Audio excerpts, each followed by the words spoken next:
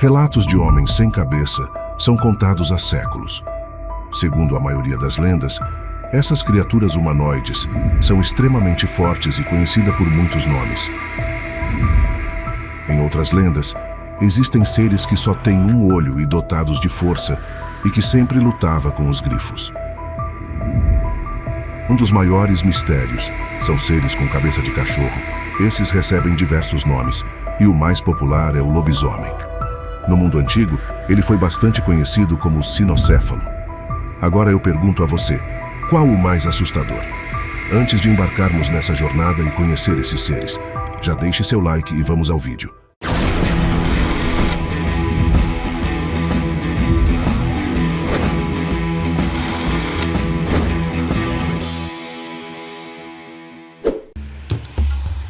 O registro mais antigo é de 440 a.C.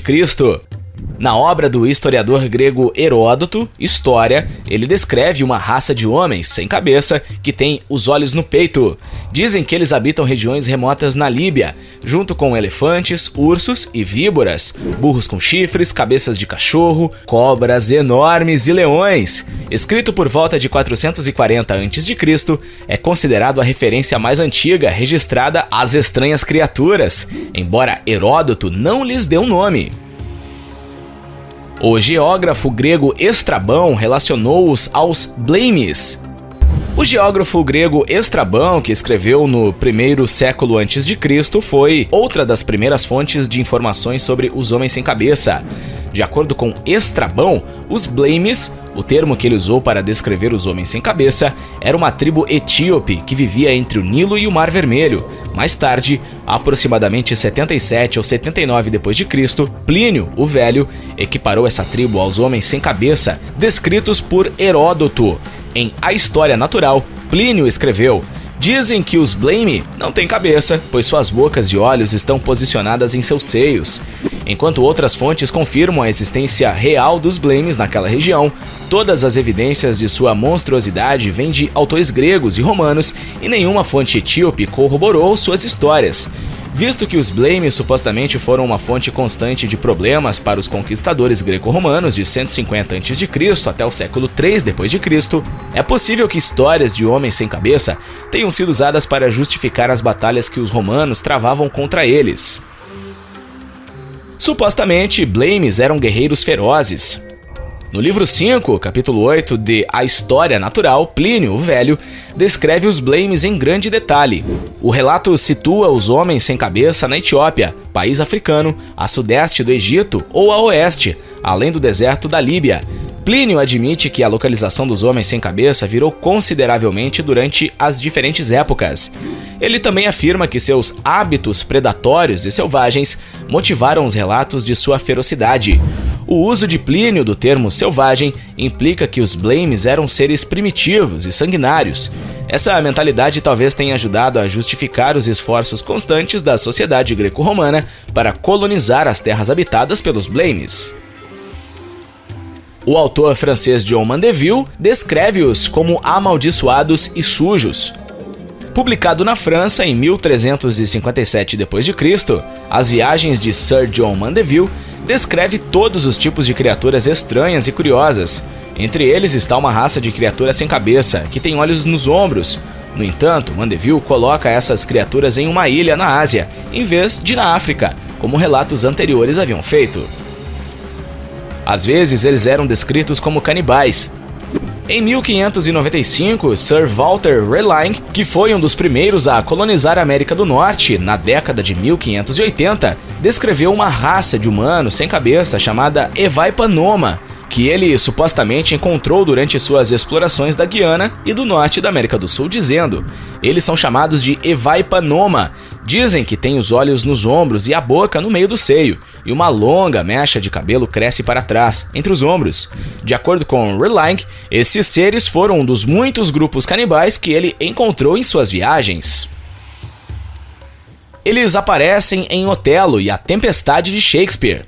Pouco depois de as obras de Sir Walter Raleigh se espalharem pela Inglaterra, os Homens Sem Cabeça apareceram em duas das peças de Shakespeare. Em Otelo, escrito em 1603, o personagem titular se refere a antropófagos e homens cujas cabeças crescem abaixo dos seus ombros, ao falar das criaturas peculiares que encontrou em suas viagens. Em A Tempestade, escrito em 1610, eles aparecem novamente quando Gonzalo, o conselheiro do rei de Nápoles, fala sobre as criaturas.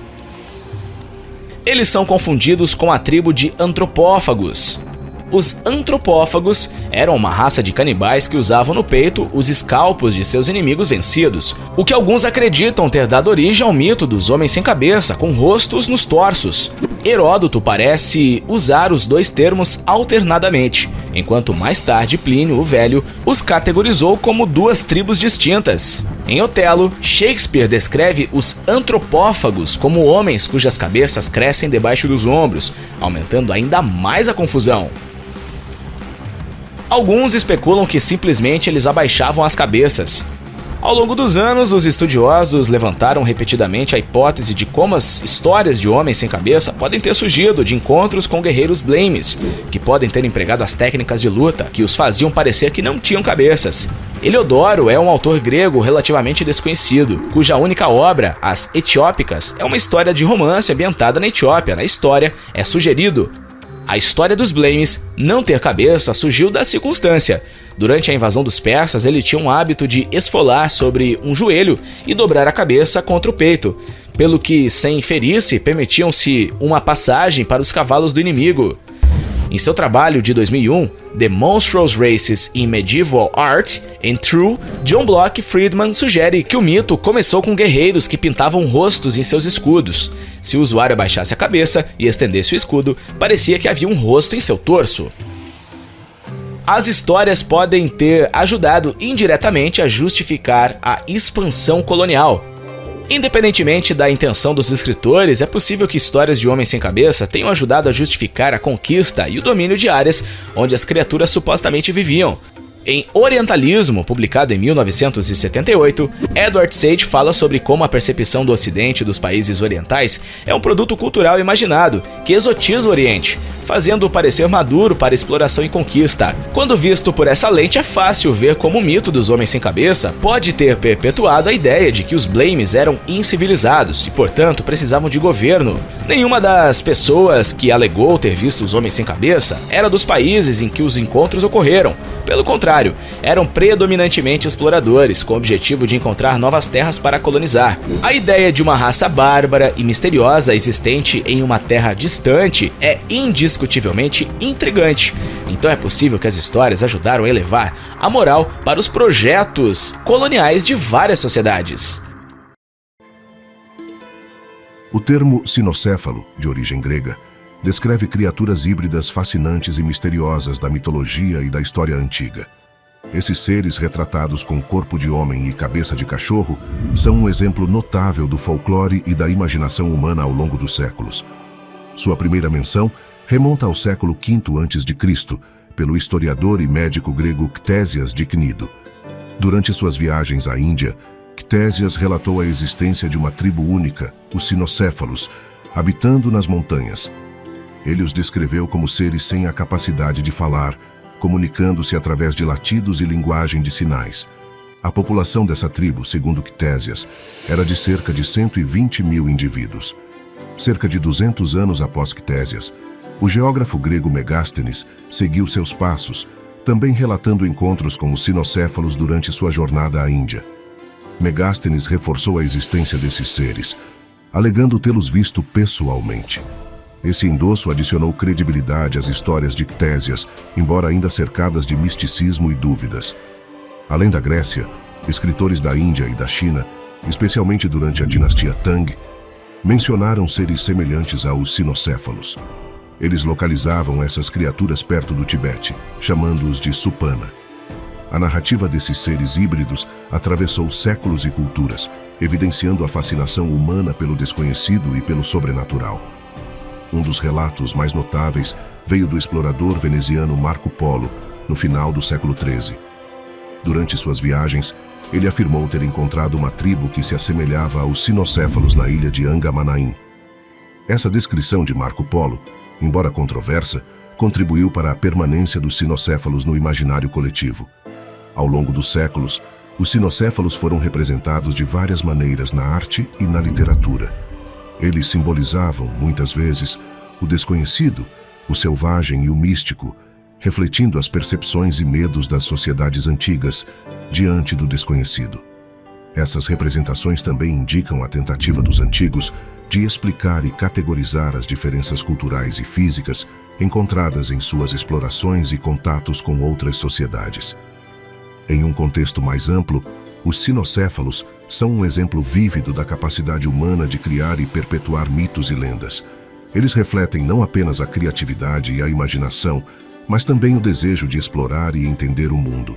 Através desses seres míticos, aprendemos sobre a história, a cultura e a psicologia dos povos antigos, proporcionando uma janela fascinante para o passado. Embora a existência dos sinocéfalos permaneça no reino da mitologia e da lenda, seu impacto cultural e histórico é indiscutível. Eles continuam a inspirar curiosidade e maravilhamento. Os arimaspos representam uma fascinante faceta da mitologia grega, envolta em mistérios e alegorias. Estes seres míticos, descritos como possuidores de apenas um olho no centro da testa, são provenientes de narrativas antigas que exploram os limites do mundo conhecido pelos gregos e as maravilhas que poderiam existir além dele. A primeira menção aos arimaspos remonta aos escritos de Heródoto, o historiador grego do século V a.C., conhecido como o pai da história. Em suas obras, Heródoto descreve os arimaspos como habitantes de uma região distante, situada além das terras dos Citas, um povo nômade que habitava a Eurásia. Os relatos de Heródoto não apenas introduziram os arimaspos ao mundo grego, mas também desencadearam um fascínio que perduraria por séculos.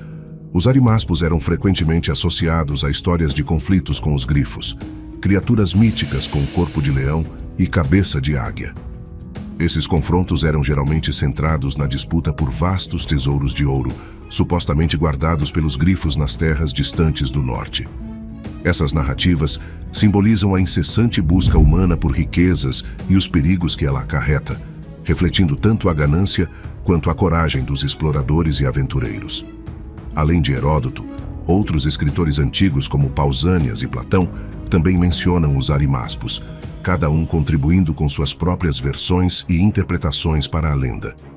Essas variações refletem a natureza maleável dos mitos, que são moldados e remoldados conforme as necessidades culturais e sociais de cada época.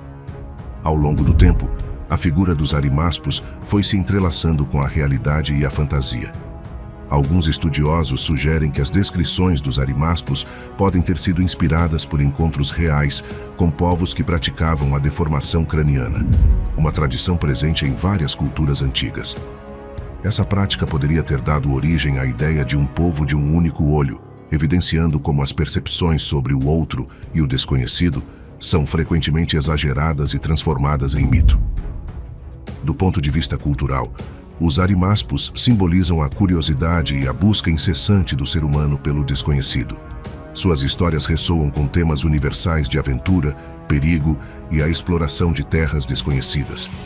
As narrativas sobre os arimaspos oferecem um vislumbre de como os antigos gregos viam o mundo além de suas fronteiras, misturando realidade com fantasia para explicar e entender o desconhecido. Ao longo dos séculos, os arimaspos transcenderam suas origens mitológicas para se tornarem símbolos de uma época em que o mundo era vasto e misterioso, e onde as fronteiras entre o real e o imaginário eram frequentemente borradas. Eles nos lembram que a mitologia, muito além de simples histórias, reflete as crenças, os medos e as esperanças de uma civilização. Assim, os arimaspos permanecem como um intrigante capítulo na rica tapeçaria da mitologia grega, um lembrete da constante busca humana por compreensão e significado em um mundo cheio de maravilhas e mistérios. Depois desse vídeo eu te pergunto, se você encontrasse algum desses seres, o que você faria? Deixe aqui nos comentários e não esqueça de deixar o seu like e compartilhar com seu amigo. Até o próximo vídeo. Fique em paz Fique com Deus.